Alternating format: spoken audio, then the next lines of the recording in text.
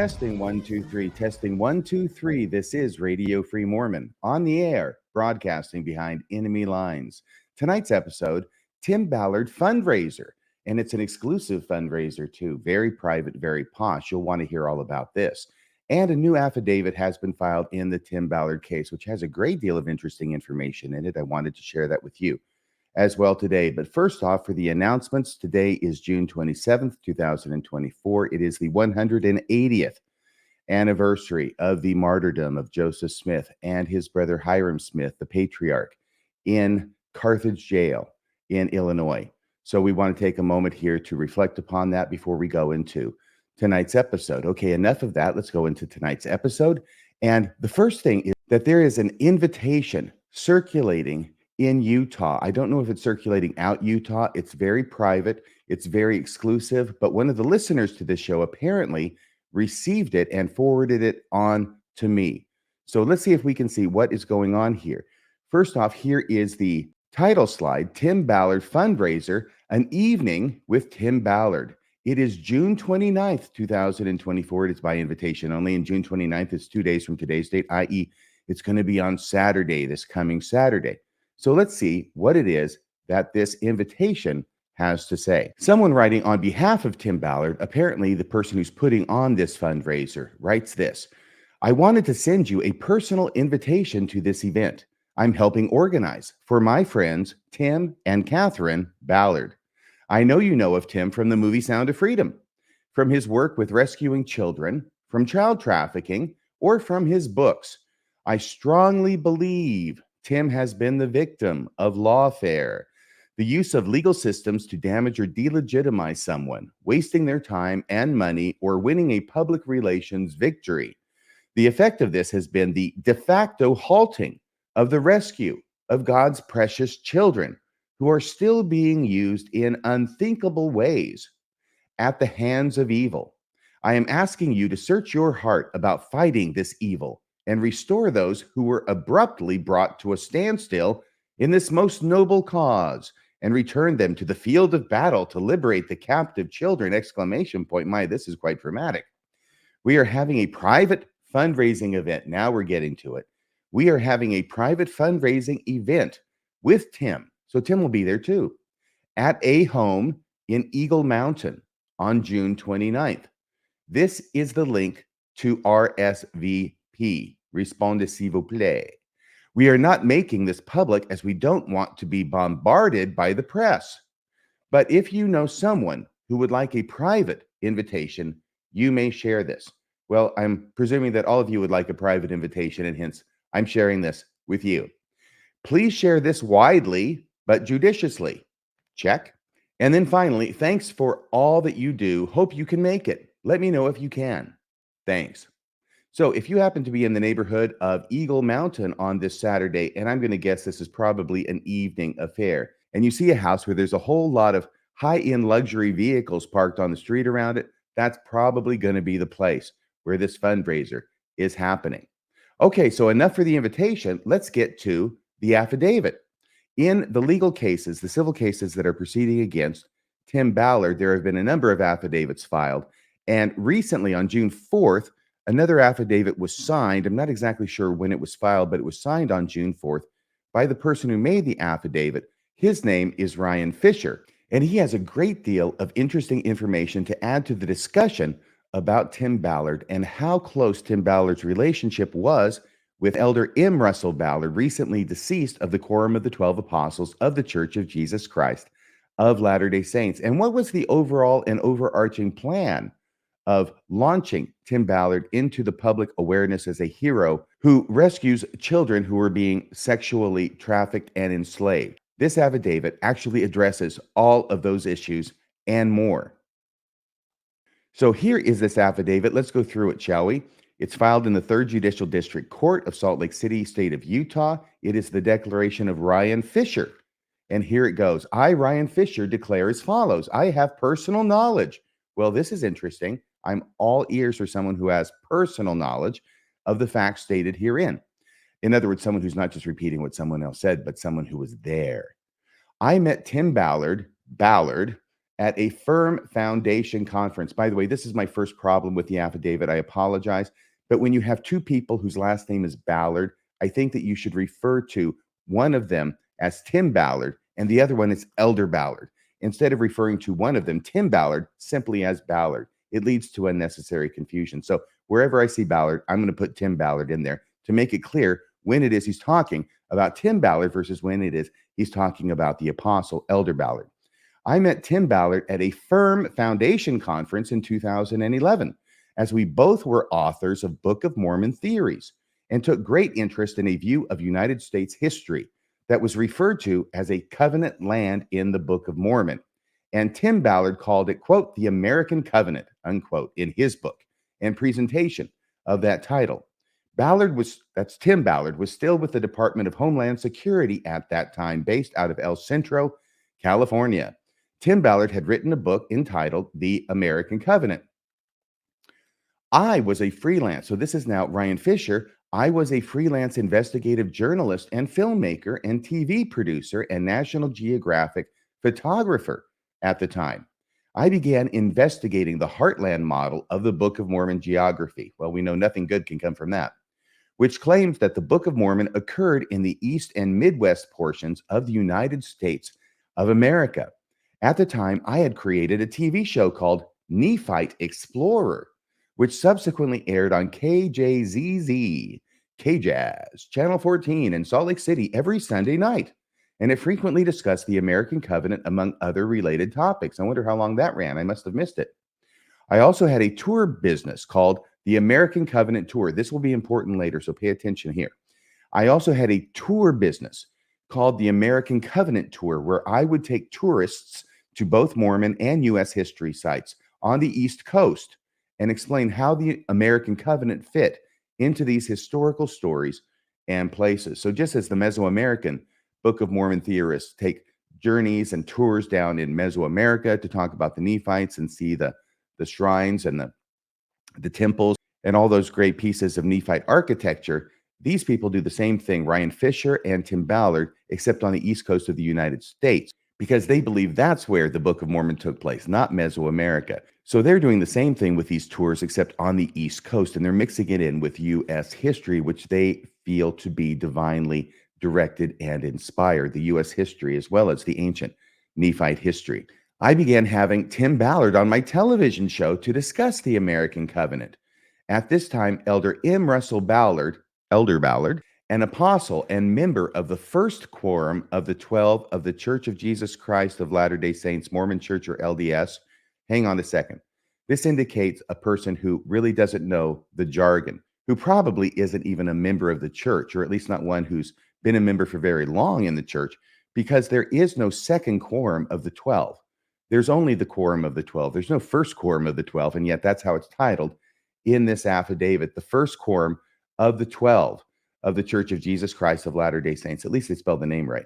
The Mormon Church, or LDS. So what he's saying here is that Elder M. Russell Ballard reached out to Tim Ballard and asked for his help in locating Marty Gardy. We remember that. An LDS boy in Haiti who was kidnapped. Yes, we know all about that story. We've covered it in detail, but this indicates that it was Elder M. Russell Ballard who initiated Tim Ballard's involvement in that rescue mission. It is my understanding that Tim Ballard arranged a search in Haiti for Marty based upon Elder Ballard's request. Well, at this point, we have diverged from personal knowledge. He has no personal knowledge of this. And not only that, he's not going to tell us why it is his understanding. These are weasel words in affidavits. It is my understanding. Well, why is it your understanding? Why do you think that's the case? Did someone tell you? Did you read about it somewhere? Those details should be put in an affidavit. And usually they are put in an affidavit unless the person who writes the affidavit thinks that it weakens the statement. At any rate, this is what the affidavit says. It is my understanding that Tim Ballard arranged a search in Haiti for Marty based upon Elder Ballard's request. That means this person, Ryan Fisher, has no personal knowledge about that. The search was unsuccessful. We all know that. And Marty remains missing today. Sadly, yes, we know that too. Tim Ballard and I became de facto business partners in the American Covenant Tour. Why de facto, I wonder? I guess it wasn't formalized in any way. Ballard and I became de facto business partners in the American Covenant Tour, and I believed that we had become friends. I guess he'll find out that's different later on. I paid Tim Ballard to come on my tours, and Tim Ballard would accompany me on my tours that were about the American Covenant.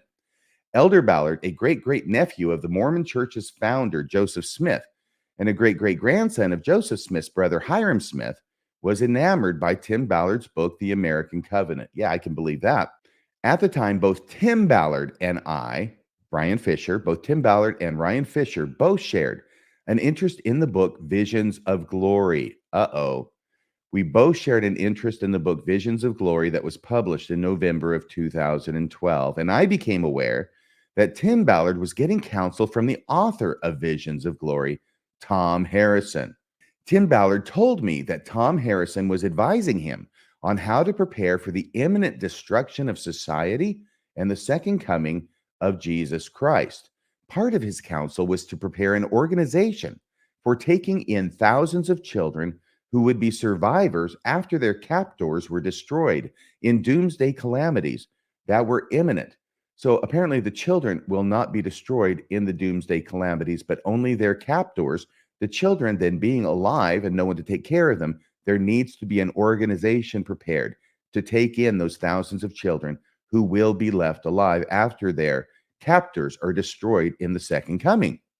Tim Ballard planned on using OUR, that's Operation Underground Railroad, OUR resources to prepare for this doomsday event, and hired Tom Harrison to secretly make these preparations. This is getting juicy.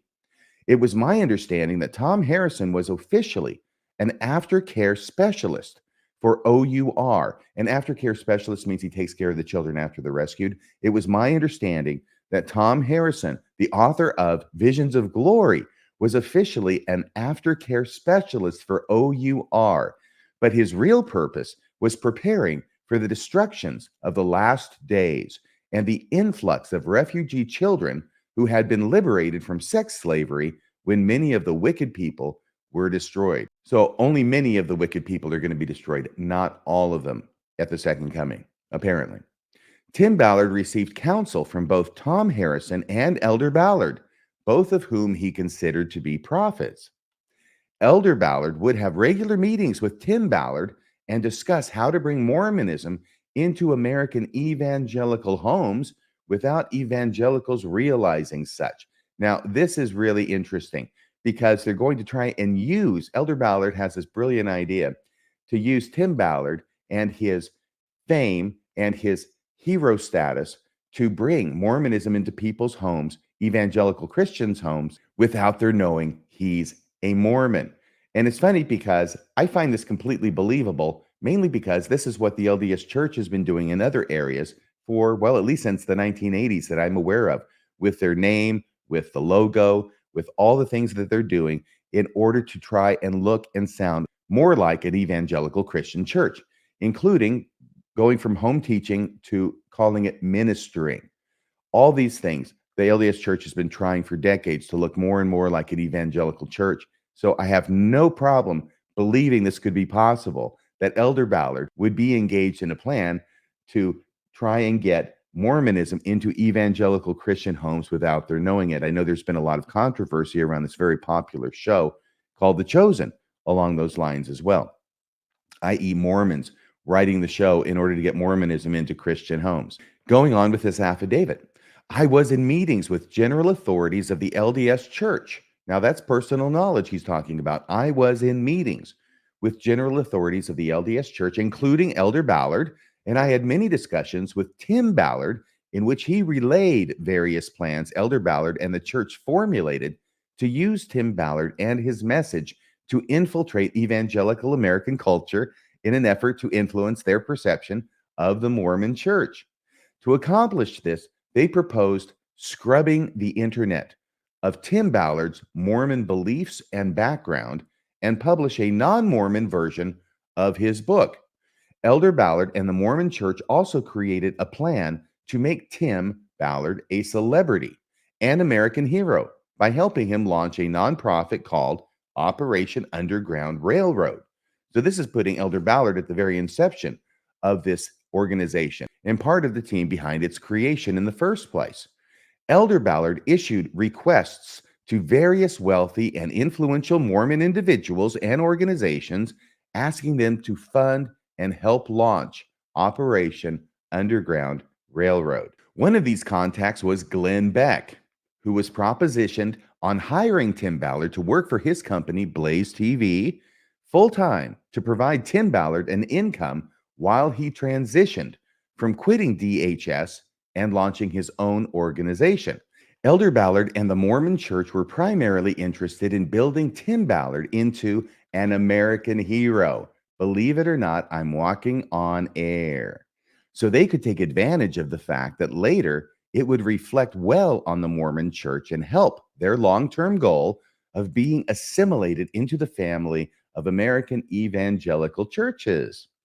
The Mormon Church, however, has stated consistently that Elder Ballard's interest in helping Tim was a shared interest in helping vulnerable children and people around the world who have been trafficked. That's the interest they share, right? At least that's been the cover story so far, which was not the primary focus of Tim Ballard's career or the Mormon Church's involvement from my perspective.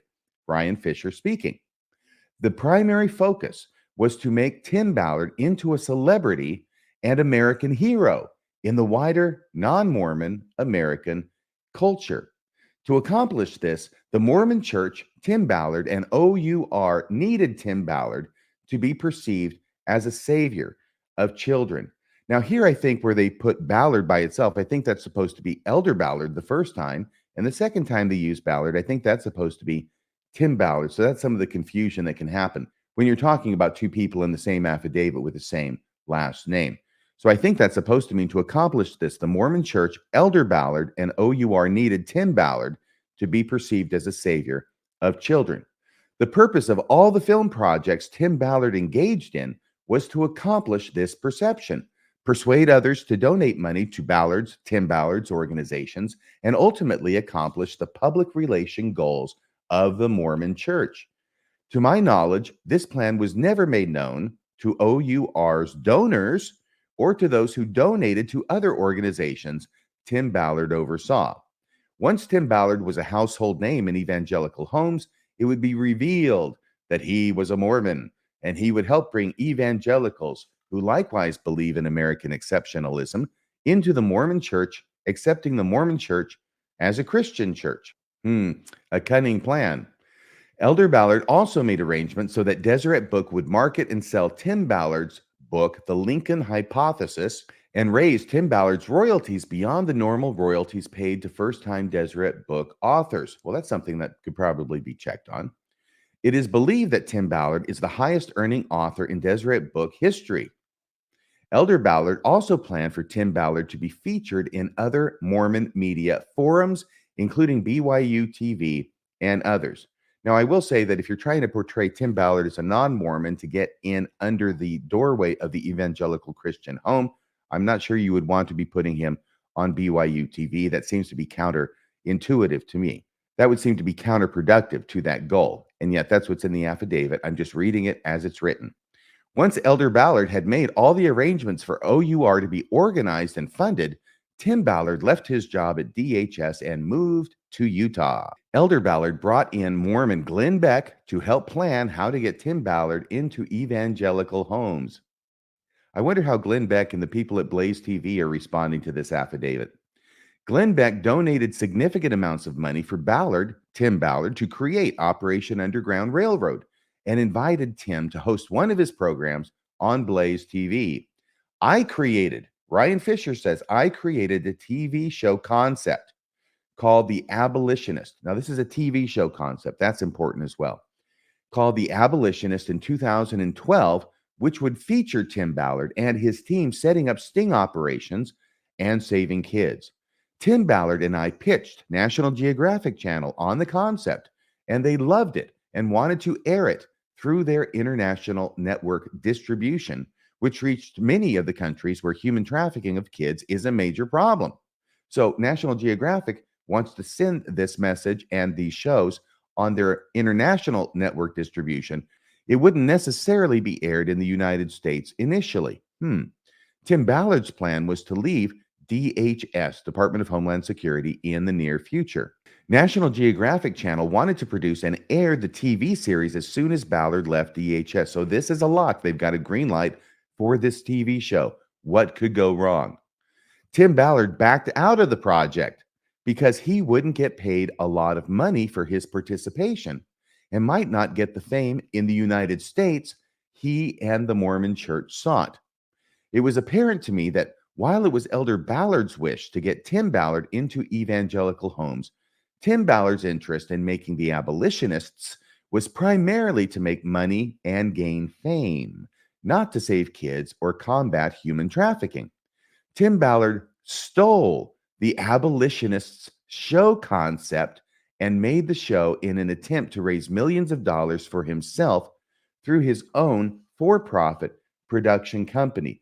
Now, I will say that right here, this is quite an allegation.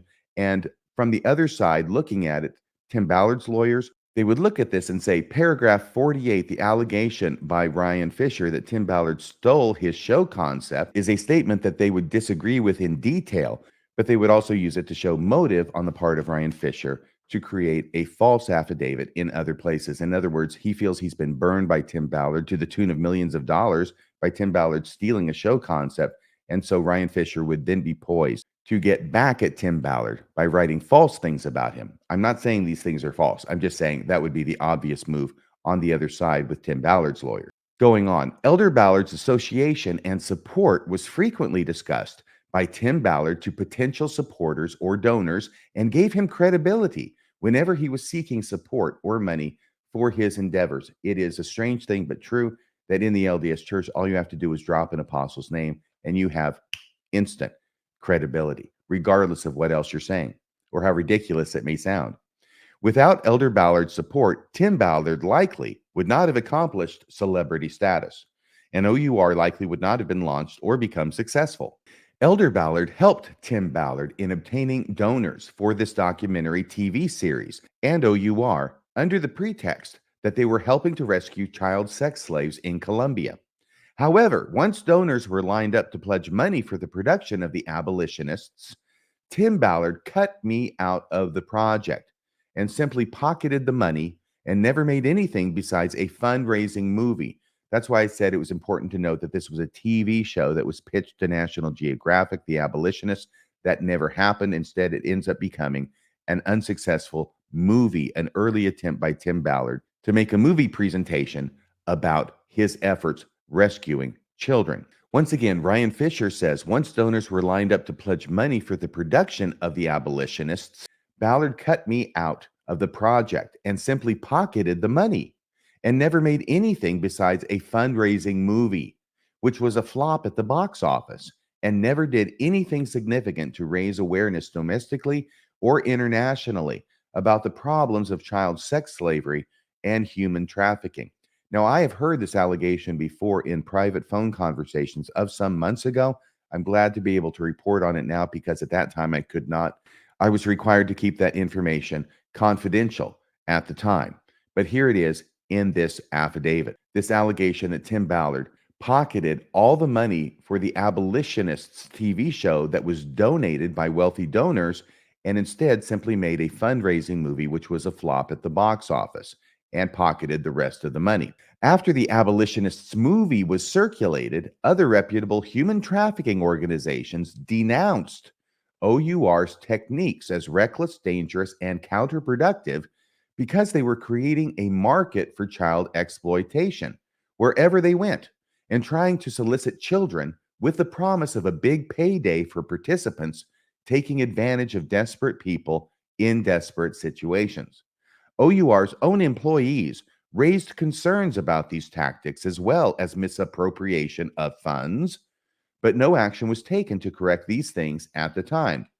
Given the failure of the abolitionists, Elder Ballard brought in others to help get Tim Ballard into evangelical homes across the United States. In 2016, Tim Ballard invited me to a private meeting with Elder Ballard, Tim Ballard, and president of OUR, John Moreland, in Elder Ballard's private office, where Tim Ballard and I were given an assignment or an unofficial calling to make a different TV show that would reach a national audience and accomplish these goals for the church. This show is to be based on Tim's research and have no Mormon references in another attempt to be appealing to evangelical Christians. And I'm getting the idea here that Tim's research has to do with, the Mayflower and all these other different individuals in U.S. history and how it's all been guided and directed by God, because God's really behind the United States. And that this is a theme that Mormonism shares with evangelical Christianity. So to take advantage of this shared belief, Tim's supposed to do, according to this affidavit, a new TV show that doesn't mention Mormon, focuses on this aspect of U.S. history being divinely directed in order to appeal to the evangelical Christian audience and come in the front door that way, with no one the wiser that he's actually a Mormon. And people say Mormons are sneaky. Elder Ballard issued assignments or callings to others to help in the effort to get Tim Ballard's celebrity status in the wider evangelical culture. This included Ken Krogh, who was another friend of Elder Ballard's and who was in charge of the Mormon Church's social media campaigns. Tim Ballard met with Elder Ballard on a very regular basis. Tim Ballard was obsessed with feelings of guilt, questioning whether his work in child sex slavery at DHS and at OUR made him morally unclean. As Tim Ballard's business advisor, and religious leader, Tim Ballard went to Elder Ballard about his concerns. Tim Ballard told me that Elder Ballard had given him special blessings, which took away any concerns he had about whether he was morally clean, and assured him that he would not be sinning or be held accountable before the Mormon Church and God for immoral things he engaged in while in the effort to save children from sex slavery. So Elder Ballard gives Tim Ballard carte blanche on the old immoral conduct card. Given that Tim Ballard's concerns about his moral cleanliness were removed, Tim became emboldened in his approach to everyone and everything after receiving these blessings. Can anyone say the couple's ruse? It is my belief that Tim Ballard likely received a secret temple ordinance from Elder Ballard called the Second Anointing. Elder Ballard's great-great-uncle I think that's Joseph Smith. Elder Ballard's great-great-uncle taught that the second anointing served to ensure and guarantee salvation, guaranteed exaltation, and conferred godhood, and that one could not fall from these blessings even if one sinned.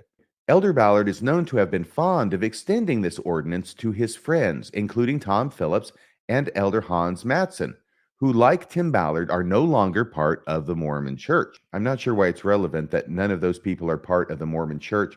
Here's where a little bit of the vendetta is coming through in this affidavit, in the language of the affidavit, getting in digs like this at the Mormon Church when it's not necessary at all. It's completely irrelevant as to whether they are or are no longer members of the Mormon Church. Tim Ballard continued to author books that church-owned Deseret Book and Covenant Book sold.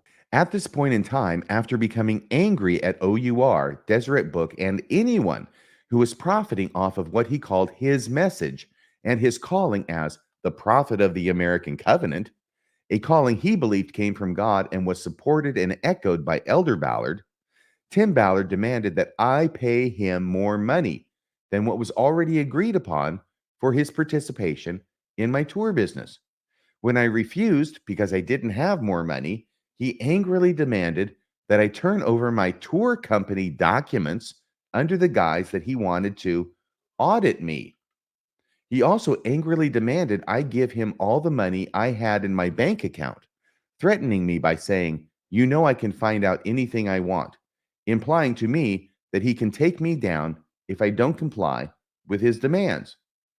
Fearing his threats and anger, I turned over my tour vendor contacts, my financials, my budget, and gave him all the money in my bank account, including my marketing money set aside to market the next year's tour.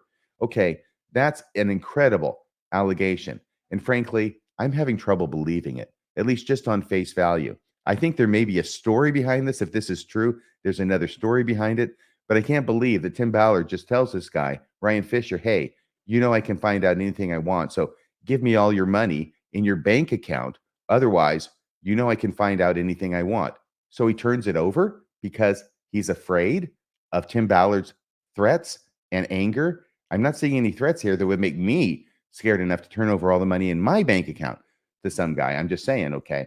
So to the extent that this is true, and I'm not saying it's not true, but I'm saying that's not the whole story. There's a story behind that that's not being told, I believe, because if there's not, it doesn't seem to sound very credible. Going on, Tim Ballard used all of this to create his own American Covenant tour by the same name, building off years of branding my company built. Well, why'd you give it to him then? Following the same itinerary, and took my marketing money to market his own tour behind my back. Well, why would he have to do it behind your back? I mean, you've already given him all the money in your bank account together with all the documents you've rolled over for him. Why would he have to do this behind your back? Not clear. During the summer of 2019, Elder Ballard accompanied Tim Ballard and his family on the American Covenant tour. In December of 2019, Elder Ballard mentioned Tim Ballard in his commencement address to BYU, Idaho. I listened to that, by the way, a number of months ago, but I listened to it, and proclaimed Tim Ballard to be an expert on Nephi's vision and the pilgrims. Yes, he did. Right before Tim Ballard released his new book in May of 2020. Well, right before, okay, that's 5 months later, but what the heck. And that book was The Pilgrim Hypothesis, with a foreword by Glen Beck. These actions by Elder Ballard were very upsetting to me because Tim Ballard had stolen my company from me. Well, it sounds like you gave it to him. Had stolen my company from me, and an apostle of the church was giving Tim Ballard credibility, of which he was undeserving. Yeah, this is definitely smacking of a disgruntled former partner in business to me. I'm not saying that makes it untrue. I'm just saying that sure is what it's sounding like.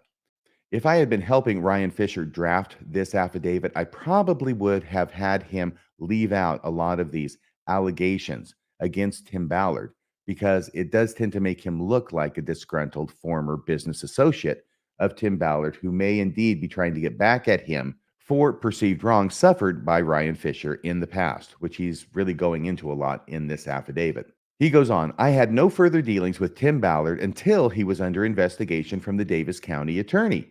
At that point in time, Tim Ballard contacted me and offered to send me his new book, and had the audacity to act as if nothing happened between us. I responded by accusing him of stealing my business, to which he replied that if he took something that wasn't his, he wanted to make it right. Still fearing and not trusting him, I simply asked him to leave me alone. Well, why didn't you just tell him to leave you alone before you emptied your bank account and gave him all the money and your business? That would seem to have been a better time to just tell him to leave you alone. But he finally gets around to it. And in paragraph 80, he says, still fearing and not trusting Tim Ballard, I simply asked him to leave me alone. I believe that Tim Ballard contacted me and tried to give me his book in hopes I would remain silent with regard to being a witness in the Davis County fraud investigation against him and OUR. Okay, that's quite a conclusion to reach based upon a phone call and asking if you want a book. To think that from that, in the absence of Tim saying anything else or even hinting that he wants him to stay silent in regard to the Davis County fraud investigation, that's going to be your conclusion. Yeah, that's a bit of a strained conclusion from that. And once again, the other side is going to use that to show that you are very disgruntled, that you are willing to take the simple fact that Tim is offering you his new book as some kind of signal that he wants you to remain silent in the Davis County fraud investigation. Those kind of extreme jumps to an interpretation from a simple act will be used against this witness to show that his conclusions are not always based rationally upon the evidence. Going on, I never heard from or spoke to Tim Ballard again. I had been warned by multiple friends who were former OUR employees that Tim Ballard threatened them in an attempt to keep them silent, both from publicly speaking out against him and participating in the Davis County investigation. Okay, so here we got the same problem. He didn't threaten me. Ryan Fisher saying Tim Ballard didn't threaten me. He just offered to give me a book.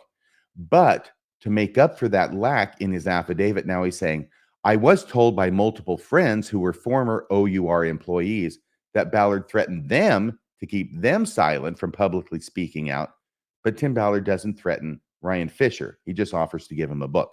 What I want this court and jury to understand, I don't know why you're putting jury in there. The jury isn't going to be seeing this. You're going to have to testify in front of the jury.